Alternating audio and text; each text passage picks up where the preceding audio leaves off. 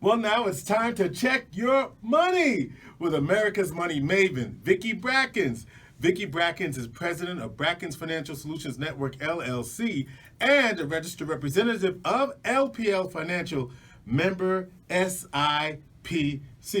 Vicki, good morning. How are you? Hey, George, how you doing this morning? I'm doing really great. This has been a really, really happy week. Hey, even though we started fall this week. Really? Well, see, I've been in Atlanta. Oh. And summer is still going on. alive and well. You missed it because we had a glorious week. But anyway, I wanted to make sure that this week, and I'm going to, what's it called, a shout out? Shout out. Giving a shout out to Pastor Phil Turner over at Bethany Baptist Church this morning. That's right. Because last week during his message, he reminded me, he gave me the topic for this week's You sure segment. did. She tapped me on the shoulder. Because I sat in front of you. We go to the same church. And she said, that's our topic. Exactly. Okay, so the topic is measuring up. Are you measuring up? Because he was talking about measuring up and accountability. Mm-hmm. And in business terms, we use something called benchmarking. A benchmark to really measure how you're doing. So I'm going to spend a few moments actually going through some definitions. So everybody go back to where? Investopedia.com. Investopedia.com, because you that can was not follow rehearsed through. either. You can follow through on some of the terms that we're going to use. But a benchmark is a standard of measure that can be used to analyze. When we talk about investments, we're analyzing asset allocation and risk and return in portfolios. But a benchmark in business is also a process for measuring a company's productivity, how their processes are moving forward in comparison to another business or another business acumen. Mm-hmm. The point of a benchmark, though, is to identify opportunities. Okay. To identify internal opportunities for improvement. You can also look at benchmarking in specific industries. And so every industry and every type of investment has a different type of benchmark that is used. But benchmarking can do something extremely important for you. And I want to be sure everybody hears this. It can help you gain an independent perspective of how well you are performing compared to others. Compared to others. Compared to others, Mm-hmm. okay? Like where you should be, perhaps? Where you should be, Mm-hmm. because we've set certain standards, Right. okay? Also, it can help you drill down into performance gaps to identify areas of improvement. It can help you develop a standardized set of processes and metrics, and enables a mindset. It's really important. It enables a mindset and a culture of continual improvement. But most of all, it sets performance expectations. Now, every day, George, Every day. you encounter benchmarks. You are measuring your performance against somebody else's.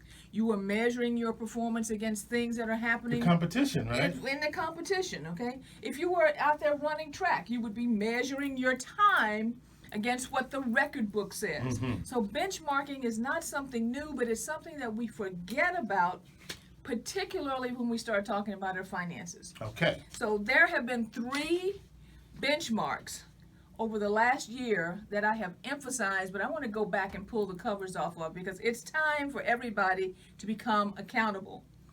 Benchmark number 1.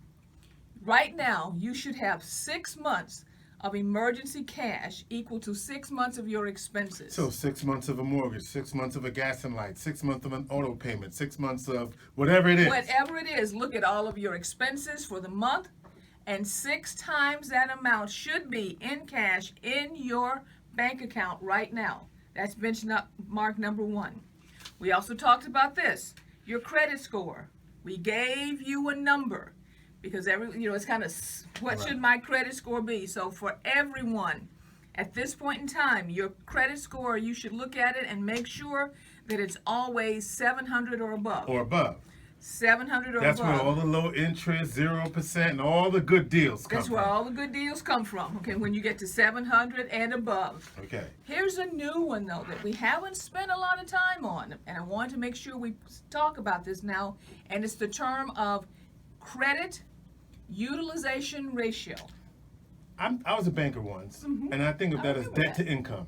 Right. Well, that's debt to income, but here we're talking about of the credit that you have available. Okay. Oh, What yes, percentage? different. Yeah, that's different. Yes. Right, Yeah, okay. yeah. What percentage are you using? So the benchmark for a good credit utilization ratio is 30%, not 50%, not 70%, 30%. Because at 30%, the credit utilization ratio says to your FICO score, this is a good risk. So, for example, if you have a $1,000 credit line, at most you should have $300 in use. In use. At most. At most. And that means 700 available, but it's 300 at most. Right. So when you get to the end of the month, if you've got 700 and you really want to keep your utilization ratio in, you're not paying the minimums, you're paying 400 to bring it back down to the optimal level, which is 30%. So again, if it's 2,000 and it's 600, you just keep going. Exactly. Up. Yeah. Okay, so everybody can do the math, but what you really have to pay attention to is that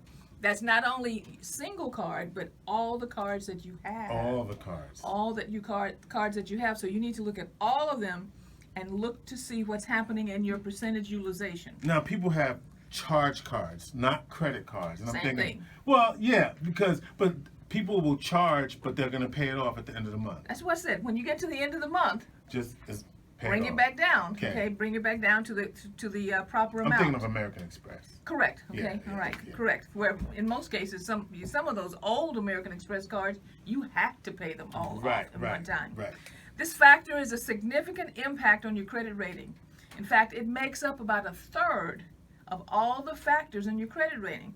What happens, sometimes, George, people say, I'm paying my bills on time, but my credit rating is not getting any better. Why? It's because your credit utilization ratio is far too high, because it will move the needle in a negative direction even though you are actually paying your bills on time. That's something to think about. It really because is. You think, wow, I'm paying everything, but it's the utilization. It's the utilization. Because you kind of maxed out. Exactly. And this is an important message now because holidays are coming and people see the deals and they tend to tend to max out. Okay, all right. So if you max out, when you hit the end of the month, you need to bring that balance back down to that 30% level, or work on getting it down as quickly as you possibly can. So I want to invite everyone to search us out on Facebook, to subscribe to us on YouTube at Brackens Financial Solutions Network. Go to our website at brackensfsn.com or call us if you have additional questions, 315-930-4499. And at this point, George, I'll say our plate is full. All right, Vicki, good stuff. Vicki Brackens is the president of Brackens Financial Solutions Network, LLC, and a registered representative of LPL Financial, member SIPC.